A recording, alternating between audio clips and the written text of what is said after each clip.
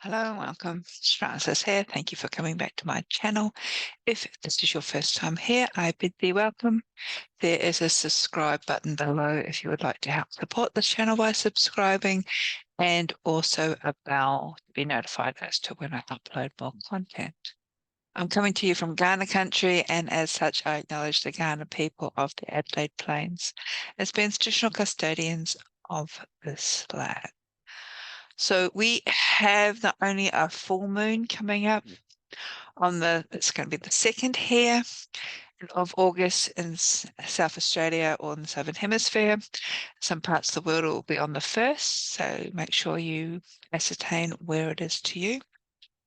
And it will be in the astrological sign of Aquarius, the water bearer.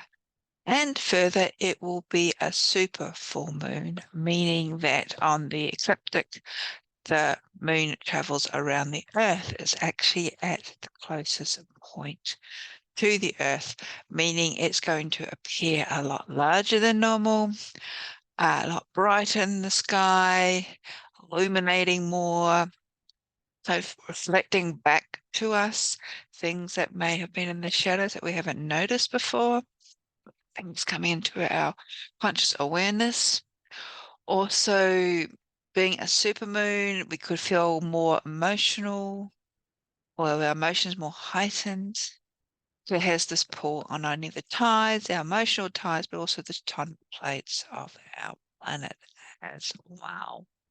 So astrologically, as I said, it'll be in the sign of Aquarius, and it will be happening here in Adelaide at 4:31 a.m.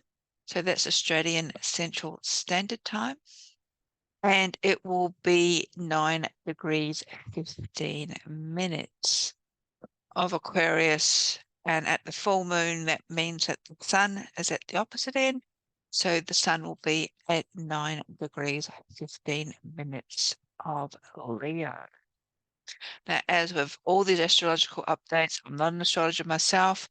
I do have a number of astrologers with different sort of perspectives that I do follow, and I do share their links below. So if you want to read their reports in their entirety, please check out their websites and YouTube channels. So it will be the second of 4 supermoons in a row too, which is rather interesting. We've already just had our last full moon was a supermoon, and we have another 2 to go. So as I said, at full moon, this is the sun is the moon's reflecting back the sun's rays, illuminating, bringing things into our conscious awareness that maybe we have not been aware of. Also, it can be interpreted as activating what we're meant to understand, and all these will be around themes associated with Aquarius. So these are the Aquarian themes, energies, and expressions. And Aquarius, the water bearer, is about community. It is about groups. It's about connection. It also relates to the higher mind, the intellect, innovation. And putting all that together, it can be connected with collective frequencies, both external as well as the many parts that come together in order to make us this being that we present or show up with in the world. It's about brilliance, where we are going, our next vision. So there's a lot of future movement, moving beyond where we are, not only in the past, but where we are at this present point of time. So there's a lot of future play here. On a more sort of negative, less positive side, can be about mental detachment or physical detachment, because it's moving beyond the physical self, the physical realm.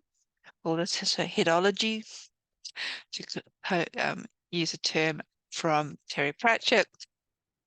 And also it's connected to a higher frequency, AI, artificial intelligence. I said everything has a double-edged sword. So those are some of the more negative or with things out of balance that need to be taken into consideration with the sun and Leo. Leo is the lion. Leo is about the heart. It's about the love of life. It's about joy. So it's very heart-based. In fact, according to Pam Gregory, she describes it as the pulsating heart, where we are now. So there's this little bit of a sort of like play between our head, Aquarius, future directions, and our heart, Leo, being in the present. So we could interpret this as the gifts that we are developing, coming through from the mind, in order to express these in our lives and take us on this forward future projection. It's also taking our gifts out into the world as opposed to keeping them close to ourselves, opening ourselves up to the new insights that are waiting for us to consider where we are actually wanting to go in our life, really taking that next step, especially into the unknown, almost manifesting our dreams and sort of taking our dream ideas, our fantasies, putting a practical element, bringing them through into the here and now, or putting the steps in place for them to materialize, because both Leo and Aquarius energies are rather creative energies. So we've got this sort of head heart axis happening at this next full moon. And I met Goswami, who is a nuclear physicist and author originally from India, now living in the US, mentioned that this heart-mind connection operates in time-space. So when we drop into our heart, that is what actually connects us to source, to the divine, the quantum realm that operates outside this time-space phenomenon that we are so hooked into perceived things at due to our modern mindset that we are in. So this full moon is telling us how important it is to keep connected with the heart. And it's through this heart that connects us in with all of humanity, especially in our modern world where there is so much separation and so much division happening, and it seems to be more and more increased and highlighted as well. So as I said, during supermoons, this is when the moon's closer to the Earth on its elliptical orbit. This means that it has a greater pull on the tides, even the tectonic plates, and this in turn can make us feel more emotional or very sensitive, also sort of touchy-feely. We really want to tap into our humanistic qualities. It's also a perfect time for painful or suppressed emotions to come to the surface, to allow them to come up to the surface, to actually embody them, to have them expressed, and then that will enable them to be released. So these emotions or negative emotions or emotions that we've suppressed could relate to heartbreaks, disappointments, grief, all those things that we've sort of put on the back burner because we have soldiered on, we've got on with life. We haven't allowed our true feelings, our true emotions to be expressed. These are the emotions that we hang on to in fear of letting go, because this could maybe reflect on other people. Other people might not understand why we need to process or continue processing through these emotions. So it's a good time to sort of work on what we need to be working on. So what do we do when these emotions come up? Everybody is individual, and just find ways that work for you. I, being a writer, like to write things down. I write the unsendable letter. I do journaling work, or express it in poetry.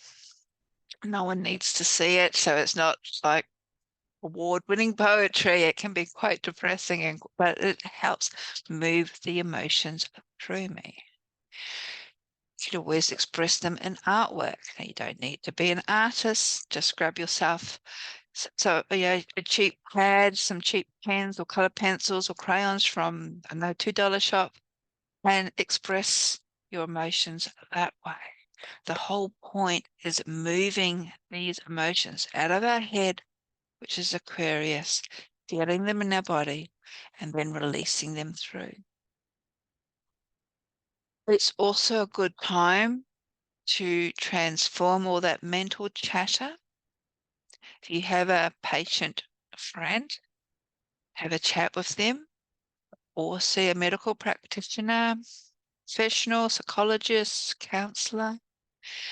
If you believe in deity and higher realms, sit before your altar and offer it up to spirit, to your guides, to the cosmos, to whoever is listening. The whole purpose is working through those emotions and then letting things go.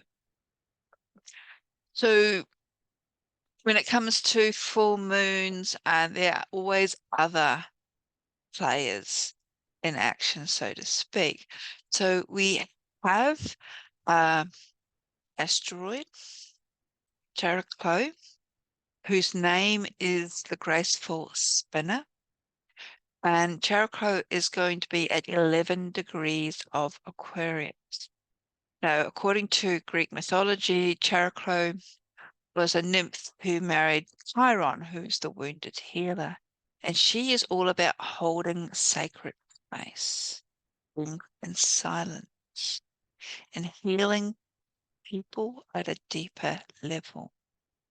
One of her sort of titles is the soul's midwife, and she's often present during the transition from life to death, the transition from consciousness of soul-based awareness. So sit in silence. Again, this is when we sort of like allow the emotions to rise up. She can help us reach that state of divine neutrality where we come back almost to the 0 point, holding space, completing the cycle, that pregnant pause before the next inhalation is taken. And we're doing this without judgment, without division, just simply being. Another player affecting this full moon is Venus. Venus is 26 degrees of Leo and is in what's called a grand fire trine, so a triangle with the North Node, which is 28 degrees of Leo, and the galactic center, which is 27 degrees of Sagittarius. Now, the galactic center is basically where our own solar system, our cosmos has originated from. The Milky Way. It's the midpoint of the Milky Way. And grand trines and fire, on the fire signs, are visionary, are inspiring, tend to look towards the future. And with the center being or connected in with the galactic center, this means all the electromagnetic plasma that comes out, all this raw information is available for us to create our world, create the direction that we're wanting to head into. It also enables us to anchor in our own inner power, our own center of power, our own self-authority. So to coming back to us, which are all Sagittarian themes. And it can also relate to rebirth because all of these planets are heading towards the end of their signs, which is 29 degrees. We also have Saturn opposing Mercury, and Mercury is in Virgo. And this is sort of asking us or encouraging us to focus on or focusing our intention, our concentration on specific objectives and tasks, really coming down to the detail, working them through. Saturn's all about doing the work. Virgo is about detail. Mercury is of the mind. So putting those all together, it's coming down to really focus and doing the work in order to achieve our goals. We've also got Jupiter, 13 degrees, 45 minutes of Taurus, which is squaring the sun and the moon. And when Jupiter is in Taurus, sort of amplifies things. So it's amplifying all the Aquarian energies of the moon. Taurus is an earth sign, so it's sort of, again, encouraging us to get back to our body, get back to earth, connecting in with Gaia. It's all about groundedness, moving from our head into the body, all that practical stuff, leaving all the complexities about technology, which is Aquarius, the moon, and focusing on probably more, I will say, basic survival needs, more core foundational things that are sort of the foundations of our life on which we build things on. So if we are in an Aquarian headspace, then we need to bring these ideas back down to the concepts and the realities of. And finally, of course, there is still Pluto in Capricorn, which is squaring the north and south nodes. So this again means that everything in our life at the moment is having a deeper meaning. There's more significance in relation to things. Emotions are being tightened and squeezed. It's time to really stop, find that space that Jericho is making, and listen to our higher self, to our gods, to our goddesses, to our higher guides, to our ancestors, to whoever you relate to, our consciousness. However, we may find it difficult to do that because of all the noise, all the psychobabble that's happening. Therefore, there is an inner need to completely unplug, to get back out into nature. Nature's a great healer. To drop into your heart space, come to your body, really start listening to your body. And these are themes that I've been saying for the last couple of months. And tapping really into how you are feeling. Also remember that Pluto is about power. So maybe when you're tapping into your body, when you're having these quiet moments, consider power. Who has the power in any specific situation that you're going through? Are you stepping into your own power, or do you give your power away? Do you take other people's power? Everything's a two-way street. So look at power, look at the power dynamics. So in summary, it seems to be like the super full moon is going to be rather powerful, where we may find ourselves being sort of torn or split between our head and our heart.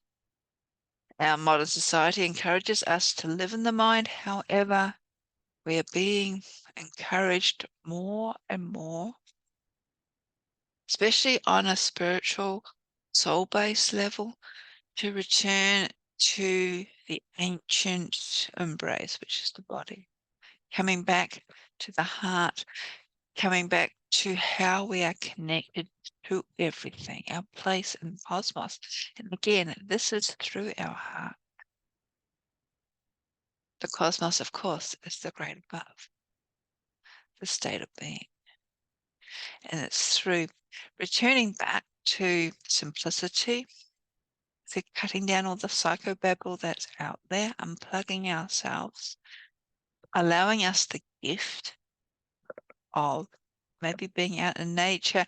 And that could be at your local park, football field, it could be in the woods, it could be down at the beach, whatever you have available. And if you don't have an environment that you can go walking in, we can physically access, maybe get a picture and download something off the net, use it as a screensaver or print it out. something that you can even meditate on, pot plant even. There are many ways that we can bring that element, that nature connectedness, especially on a more heart-based level, into our lives. So as I did say, this full moon will be on the 2nd of August for those of us in the Southern Hemisphere. Parts of the Northern Hemisphere, it will be on the 1st of August. Here in Adelaide, it will be at 4:31 a.m. Australian Central Standard Time, and it will be a super full moon in the astrological sign of Aquarius. So I do hope you are well. I hope you have found this little update of interest. Don't forget to subscribe and check out the astrologers whose information I have used to prepare this sort of summary, and take care until I see you again. Blessings.